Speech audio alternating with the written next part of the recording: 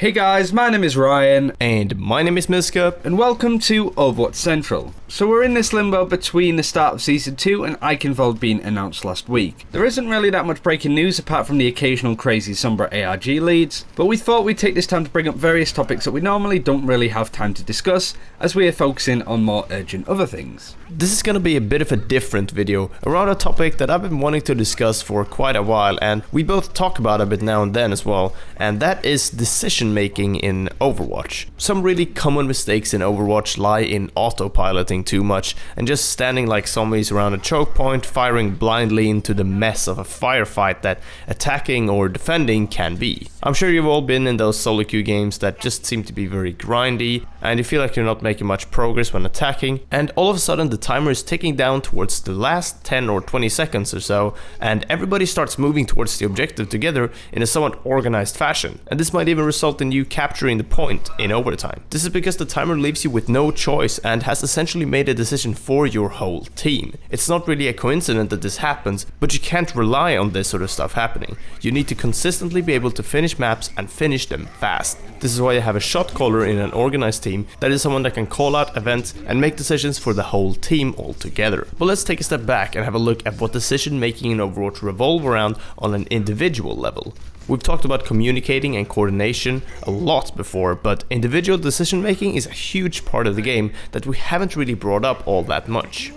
So what does the individual level of decision making include? Well, Overwatch is sort of like a very complex game of chess, where every piece has its own mind. Sure, there's planning and execution with the team, but in between and during these two there's a lot of other factors you need to consider. Things that require a quick mind and good reactive abilities. Let's break this down a bit and bring you an example. The first thing you should always be doing is analyse the situation. Say you're in a choke point and you're thinking of taking some pot shots to build ultimate charge. Whilst you might consider this to be the same as waiting in a choke for your team to coordinate an attack, it really isn't. Sure, you're waiting, but you're also giving the enemy a chance to stagger your push as they eliminate you. Maybe it's worth taking pot shots anyway though. Did the enemy team just have a Soldier 76 for long range, or did he have like a Hanzo? This can be the difference between a one-shot kill or not. So instead of the thought process being, do I want ultimate charge or not, it becomes, how much HP do I have? Can I get one shot if I peek? Are we short on time or not? And so on and so forth. These are small factors that are often ignored when going through the map strategy as a whole, so we thought we'd highlight stuff like this in this video.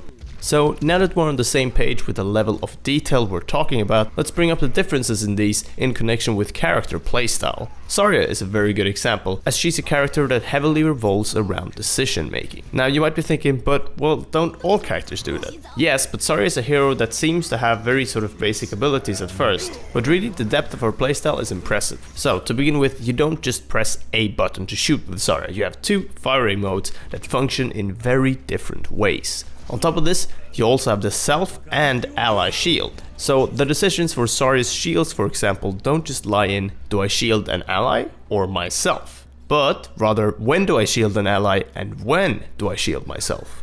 This is when decision making and cooldown management clash. Maybe just using one shield at a time is more consistent, so you're always close to having at least one of them off cooldown. Maybe you need to use both to get through a choke point. This is the type of thinking you should be doing. And you can't really have this thinking be reactive in Overwatch, as Overwatch is a game that's based a lot around prediction. And in this case we're talking about not just thinking one step ahead of your enemy, but two.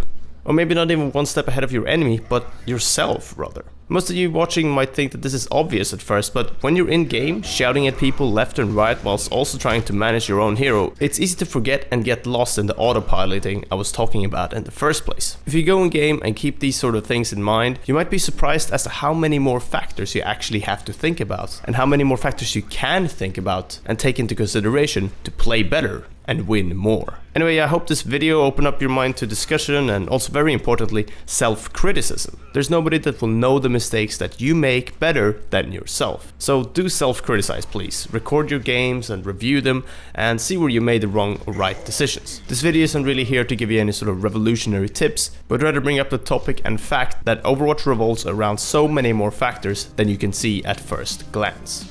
And that's pretty much everything in this video. Thank you very much for watching. We hope you enjoyed this somewhat experimental type of discussion video. We tried to bring up a topic and talk about it as a whole, rather than give you one or two very situational tips. Let us know what you think in the comments below, or if there's anything else that you would like us to discuss like this. Thanks for watching, subscribe for more Overwatch content if you haven't already, and until next time, take care, we'll see you then.